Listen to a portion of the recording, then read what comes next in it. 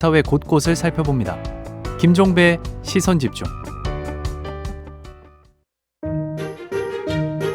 지금 우리가 주목해야 할 뉴스, 그 뉴스 속으로 한 걸음 더 들어갑니다.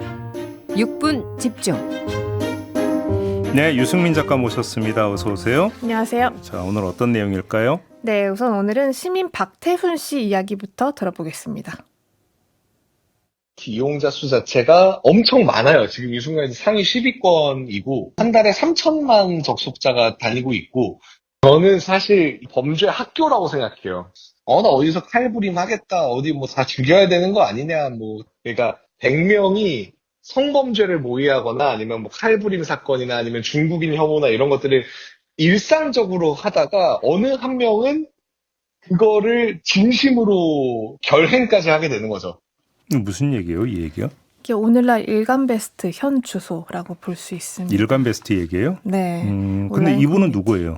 이 박태훈 일베 서포터즈 단장인데요. 음. 네, 나중에 또 소개를 하겠지만 그 어제 미아동 흉기 난동범 김성진이 범행 당시 마트 CCTV를 향해서 일베 이용자들이 사용하는 손동작을 취해 보였다. 일베 인증을 했다라는 보도가 나왔습니다. 그래요? 그러니까 이렇게 폭동이나 혐오, 범죄에 일베라는 단어가 따라다닌 지 10년이 넘었습니다. 네. 네, 그래서 지난달 19일에 일베 폐쇄를 찬성하는 시민 11만 명이 서명을 했고 그 서명이 대통령실에 전달이 됐는데요. 폐쇄해달라? 폐쇄해달라.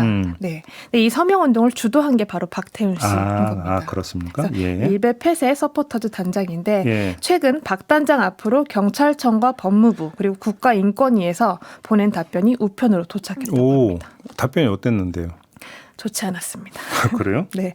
다만 얘기를 해볼 몇 가지가 있는데요. 아마도 이게 대통령 비서실에서 내용을 쪼개가지고 각 유관부처에 민원 형식으로 전달한 거다라고 추정을 하고 있습니다. 네. 답변 내용을 보면 경찰청 같은 경우는 이렇게 얘기를 했습니다.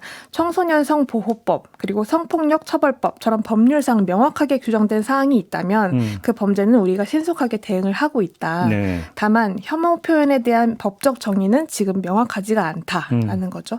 그리고 국가인권위와 법무부는 형식적인 답변을 보내왔습니다. 네. 그러니까 일베 폐쇄의 핵심은 결국 혐오가 출발점인 건데 혐오 표현 규제를 관련할 수 있는 그 법이 없다는 게 가장 큰 문제인 거죠. 그래요? 네, 그렇다면 이렇게 말해볼 수 있습니다. 관련 법이 없다는 걸 모를 리 없는 시민들이 왜 이렇게까지 서명운동을 벌였을까? 그렇죠. 결국은 그만큼 일베 폐쇄가 지금 절실한 상황인 거고 지금은 결단이 필요한 순간이다라고 볼 수 있습니다. 그러니까 이제 그 혐오 표현을 넘어서 행동으로까지 이어지고 있는 그 문제의 심각성, 이걸 좀 볼 필요가 있다. 이런 취지인 거죠? 네, 또 장기간 그게 이어져 오고 있다라는 게 문제인데요. 네. 그러니까 이번 서명운동을 시작하게 된 계기도 사실상 서부지법 폭동이었습니다. 그러니까 폭동 다음 날 그 박태훈 단장이 직접 일베에서 모의가 이루어졌던 걸 확인을 하기도 했는데 그러니까 오늘날 이렇게 일베 문화가 특정 집단만의 문제는 아니고 이렇게 너무 많은 곳에서 발견이 되고 있습니다. 그러니까 사람들을 낙인 찍고 뭐 조롱하고 무시하고 적대하는 이런 문화가 자리 잡으면서 오히려 우리 사회의 표현의 자유를 억압하고 있다고도 볼 수가 있는데요. 정작 이렇게 혐오의 대상이 되는 사람은 이 법적인 근거가 없다 보니까 피해 당사자가 직접 나서서 증명을 하고 고발까지 해야 하는 상황인 건데 네. 이렇게 죄값을 치르면 해결이 될까? 이 얘기를 박태훈 단장 이야기로 한 번 더 들어보시겠습니다. 시기적으로 저는 시간이 지나면 지날수록 위험하다 생각하는데 예를 들면 일베가 폭식투쟁을 할 때 형사고발을 세월호 유가족들한테 당해서 처벌을 받았어요. 근데 이 사람 그 뒤에 극우 유튜버로 활동해요. 지금 이 순간에도 멀쩡하게. 이런 것들이 계속 반복되면 우리 사회의 민주주의에 지키는 최저선이 무너지고 있는 거예요. 지금 실시간으로. 그래요. 근데 그 혐오 표현을 제어할 수 있는 법안이 필요하다라는 취지인데 네. 지금 발의조차 제대로 안 되고 있는 상황 아닙니까? 그렇습니다. 지난달에도 막혔는데요. 그러니까 지난달 더불어민주당 의원들이 차별과 폭력을 선동하는 온라인 혐오 표현을 규제하자라는 법안을 발의했습니다. 네. 그랬다가 보수 개신교계가 반발을 해서 철회했는데 네. 법안 내용을 살펴보면 불법 정보 기준을 규정을 해둔 게 있습니다. 그러니까 인종과 국가, 민족, 지역, 나이, 장애, 성별, 성적 지향을 이유로 특정 집단에 대해 차별을 정당화하거나 조장하거나 강화해서 폭력을 선동하지 말자라는 내용입니다. 네네네. 그런데 이 성적 지향이 표현이 포함됐다라는 이유로 반발이 있었던 거죠. 네. 이 박태훈 씨 이야기를 한 번 더 들어보겠습니다. 제가 이 서명을 하면 그 4만 명이 넘게 의견을 주셨는데 고등학생들, 중학생들이 진짜 서명을 많이 해줬고 이 친구들이 하는 얘기는 교실이 일배로 만연하다.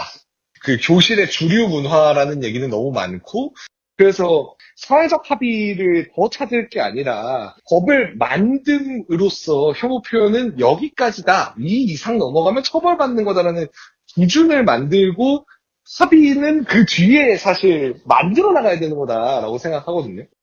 네. 네, 그러니까 결국 그 사회적 합의라는 5글자를 완성시키기 위해서 너무 오랜 시간이 지났고 우리가 많은 걸 잃어왔다라는 뜻이기도 한데요. 네. 이렇게 교실이나 가정이나 길거리, 온라인에서 만연하고 있는데 이런 일베의 여파에 대한 심각성을 조금 더 인지할 필요가 있다라고 보입니다. 그 린주님이 혐오 표현을 하는 집단을 그냥 두면 혐오자들이 자신감을 갖고 그 소리는 더 커집니다. 손 쓸 수도 없이 매우 커지고 나면 그땐 그들이 다수가 됩니다. 라는 이런 의견을 달아주셨는데요. 맞는 지적이시죠? 예. 그래서 이제 해외 다른 나라 같은 경우는 혐오 표현을 이제 금지하는 법률, 뭐 제정한 나라도 여러 나라 있지 않습니까? 헌법에 들어가 있는 나라도 있고요. 그러니까요. 이제 우리 사회도 이거에 대해서 진지하게 고민하고 좀 추진할 때가 됐다.